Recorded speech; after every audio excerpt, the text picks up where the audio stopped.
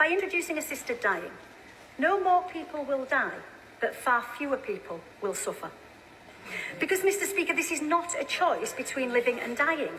It is a choice for terminally ill people about how they die. But once again... So as you can see, MPs in the UK have decided to go ahead and approve the assisted dying. So what that basically means is that people who have gone, people around the world have gone to Switzerland to the fact that they allow assisted dying. So what that MP just said was exactly right. It doesn't take away from the fact that these people are not going to die. It takes away the fact that these people are able to die and not have to suffer with long-term illnesses, crippling illnesses.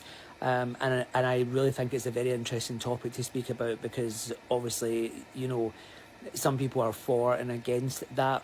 Me personally, I would like to think that if myself or someone close to me was suffering a terrible illness, and I'll use an example of this on a personal level. My nana passed away 16 years ago, and she was absolutely terrified of death, petrified. And because of that, she had such a fear of death when she was diagnosed with terminal lung cancer. The cancer had spread all through her body, and when she found that out, she asked for a rough idea of how long she had left to live, and the doctor said 5 weeks maximum. They thought she was going to die the week that she had been taken into hospital.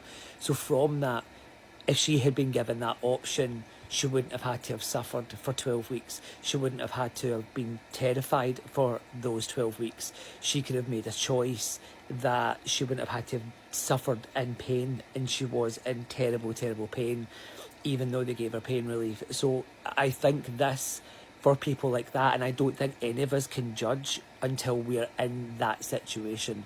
I think none of us know what it would be like, know what it is like to face a terminal illness that is only going to either leave you with something like locked-in syndrome, or severe MS, or cancer, and many other diseases that unfortunately limit people. Another one's like motor neuron disease. That and locked-in syndrome being, you have your mind is there but your body is not, and you cannot move. And so I think that we have to take a viewpoint on this, that we don't know.